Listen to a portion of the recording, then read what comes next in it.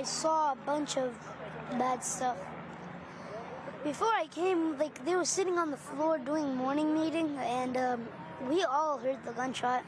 And we thought it was like a tray smacking the ground. Yeah, and then all of that happened. This morning, we are hearing from a 9-year-old boy who was inside the Islamic Center of San Diego when 2 suspects opened fire, killing 3 adults. San Diego Police Chief Scott Wall says the deadly shooting is now being investigated as a hate crime. Thanks for being here at 6 a.m. on this Tuesday. I'm Eric Connert. And I'm Vanessa Paz. We have been covering this story around the clock since it broke just before noon yesterday. And since then, we have learned more information about the timeline, the suspects, and the victims. This morning, we have team coverage for you. News 8's Chris Groh live outside the Islamic Center of San Diego with what we're learning about one of the victims. But first, we begin with News 8's Tori Apodaca, one of the first reporters on the scene yesterday. And Tori, you're outside the home of one of the suspected shooters. What do we know at this hour? That's right. We know that police did get a search warrant to enter that 17-year-old shooting suspect's home at around 10:45 last night. Right now, we're on Lair Drive. This is in the Claremont area. We don't know the details of what that search looked like, but we are expecting to get updates throughout the day. But go ahead and take a look at this video from yesterday. You can see the neighborhood police, though, saying that the shooting suspect was already on their radar from the start of the day. And that's because police say the suspect's mother contacted police hours before the shooting about how her son, car, and several weapons were missing, and that her son was with a companion, both dressed in camo clothing.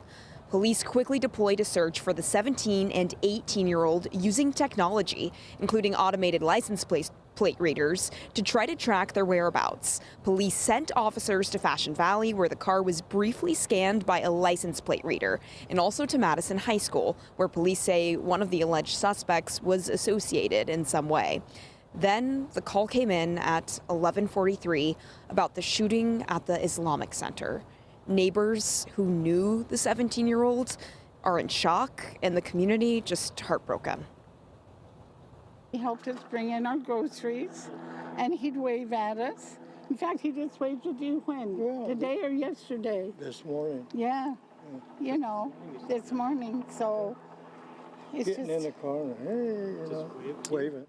She believed her son was suicidal, and she began to share information that several of her weapons were missing.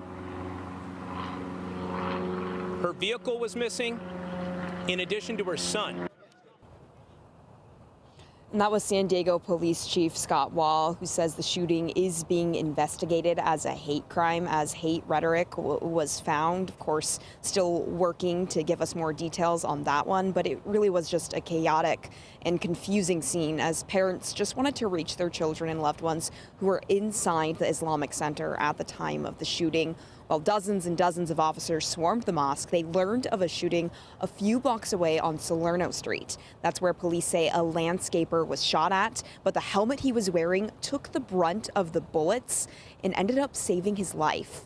The 2 shooters were found dead just a few blocks away after police say the 17 and 18-year-old men turned the guns on themselves. So in total, 5 people died in this, the 2 shooting suspects as well as 3 adult men. We're now learning more about one of them, who was a security guard at the Islamic Center. Let's go ahead and send it over to Chris Groh, who has more details on him. Yeah, good morning, Tori. And of course, out here this morning, it's quiet. And what you're hearing, of course, is a steady drum of both national as well as California media that have assembled here in front of the Islamic Center of San Diego, the scene of the shooting just yesterday. We have learned that this is the security guard that was killed, Amin Abdul. I'll show you his picture here right now. We have learned from both the Islamic Center of San Diego as well as from CARE San Diego that he has been identified as the one who, again, was the security guard working at the Islamic Center yesterday when these 2 gunmen arrived. He's been described as a dedicated employee, jolly, always smiling, taking great pride in his work. A lot of that reflected in a number of social media posts that have been dedicated to Abdullah online. We also know that he was a father of 8 children.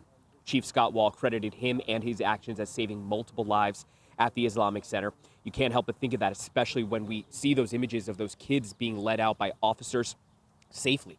And the fact that, again, that what we are hearing is that this could have been much worse, if not for his actions. Now, we still do not have the names of the other two victims, but multiple fundraisers have been set up for those victims, including one that has reached, again, a lot of money for Abdullah for a good cause, again, trying to help support this family through this incredibly difficult time.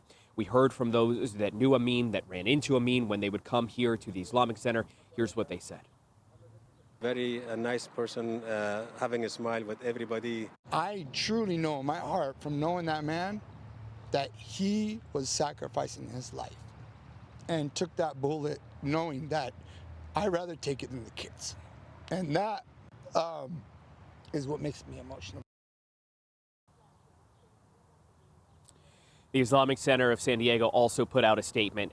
It's a very emotional one, but I want to read to you this part right here that describes Abdullah, quote, a courageous man who put himself on the line of the safety of others, who even in his last moments did not stop protecting our community. As soon as we do learn the names of the other two victims, we'll be sure to update that part of the story. For now, we'll send things back to you, Eric and Vanessa. Thank you for that update, Chris. The San Diego County Sheriff's Office is offering condolences to everyone affected by this tragedy. The department says they are monitoring the situation alongside local, state, and federal partners. Deputies will be increasing patrols at houses of worship today. And this morning, we are hearing from San Diego Mayor Todd Gloria, who says hate has no place here. Hate has no home in San Diego. Islamophobia has no home in San Diego. An attack on any San Diegan is an attack on all San Diegans, and we will not stand for it in America's finest city. Emotions ran high during that press conference. A woman interrupted and yelled obscenities at the mayor over his leadership. Thank you. Direct result of your leadership! Your leadership! Our Muslim brothers and sisters have been talking to you for how long? You have to listen to them, Todd. Worse approval rating than a fascist dictator would. People who live in the Claremont area also talked about the shooters targeting Muslim people and shared concern about local and federal leadership. We went in there looking for people gathering there for religious reasons. And I don't think that the mayor, Todd Gloria, is doing enough to condemn the hatred towards Muslims. I'm not happy with the political climate. I've been visiting my representatives, my House of Representatives that are in Congress, and I've been begging them to please condemn the genocide, please condemn the hatred against Muslims, and they refuse every time. On any San Diegan. In a statement, the mayor noted this happened during one of Islam's holiest periods and said, quote, anyone who seeks to do harm here should understand the response will be swift and you will be brought to justice. This morning, organizations are showing their support for the victims and their families. San Diego Unified School District says it stands firmly against hate and in part, quote, our schools are making counselors available for any students and families who may be affected by the tragic events that occurred in our community. We encourage families to check in with their children, create space for them to share what they are feeling, and reach out to their school if additional support is needed. The American Jewish Committee sent us a statement saying in part, quote, we stand in solidarity with the Muslim community as the Muslim community across the country grapples with this murderous assault. We reaffirm our commitment to ensuring all houses of worship are safe. You are not alone. San Diego County District Attorney Summer Stephan says in part, quote, the district attorney's office has deployed its special prosecution and investigation team to support the San Diego Police Department and law enforcement partners in getting all the answers needed to keep our community safe from further harm. Governor Gavin Newsom releasing a statement saying in part, quote, worshipers anywhere should not have to fear for their lives. Hate has no place in California, and we will not tolerate acts of terror or intimidation against communities of faith. The governor added, quote, to the San Diego Muslim community, California stands with you. We know this is a lot of information to take in, so we do want to recap everything that we know right now. Two suspects, 17 and 18 years old, killed three men around 11:45 a.m. yesterday. Investigators say the suspects killed themselves after the shooting and were found blocks away in a car. One of the victims was a security guard. This is being investigated as a hate crime.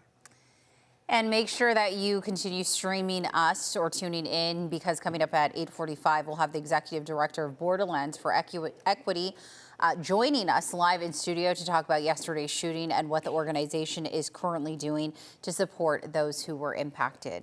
And stay with us for the latest on the shooting. We expect an update from police at some point today. Follow CBS 8 on social media, or you can download our free CBS 8 app on your phone and TV. We do want to take a look outside here as people are getting ready to head out the door. 6:10 on this Tuesday. See how those temperatures are faring. Not a bad start out there. What, mid to upper 50s? Not too bad, Devin. Exactly. Right now, pretty mild as we kick off the morning. We'll be watching for a warmer afternoon today than what we saw yesterday. You're looking at today's forecast along the water. 71 degrees is what we're expecting as far as your coastal communities go, which is a hair warmer than yesterday. 79, maybe some low 80s as we look inland. And cloud cover is much less extensive this morning than it was yesterday. Here's a live look outside from Mount Soledad. Sunrise was at 5:47. We already have a nice view of it, just a few passing cirrus clouds, which will encourage that temperature warm up to take place a lot faster today than it did yesterday, and really for many of the past mornings. Satellite radar agrees with that. Just a few clouds that have built in along the coast and inland, much less cover than what we saw for the last about 3 to 4 mornings. And again, that will mean that once the sun does start to come up and we have a better sun angle, we're going to warm up pretty rapidly into the day. This is all part of a warming trend because of a ridge of high pressure that is built off to the west of us. So we're going to be impacted by the eastern edge of that ridge. You can see that on the left-hand side of your screen, building off the Pacific. Low pressure that affected us over the weekend brought us some cooler temperatures, some slightly cloudier conditions, now jets off to the east. So we're going to see that build in and give us our warmest temperatures, our peak of warmth expected on Wednesday afternoon. After Wednesday, temperatures are going to start to slide. That ridge doesn't have as long of a hold on us as many would like in more summer-like conditions. So we will instead warm up by Wednesday to almost 10 degrees above average across our valley floors. 84 is that afternoon high. And then after Wednesday, temperatures begin to slide into the upcoming weekend, just back down to a more average range, taking us to about 75 degrees. Today and tomorrow, not nearly as much of that cloud cover, so we're expecting mostly sunny skies. Great conditions if you are headed out to the Padres game this evening or just trying to spend time at the beach, for example. You don't have to wait for May gray to clear out. But after Wednesday, going from Thursday through the upcoming weekend, we'll have that more extensive marine layer in the forecast. By early next week, same, we'll continue to hold on to those early morning clouds, afternoon sunshine, and temperatures right around normal. Let's check in on our views outside as far as traffic goes right now. We have mostly smooth speeds on our freeways.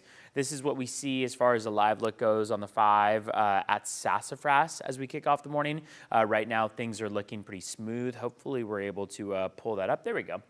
This is northbound 5 at Sassafras. And as you can see, both lanes and both sides of the freeway looking good this morning. And like we mentioned earlier, no fog to affect your view.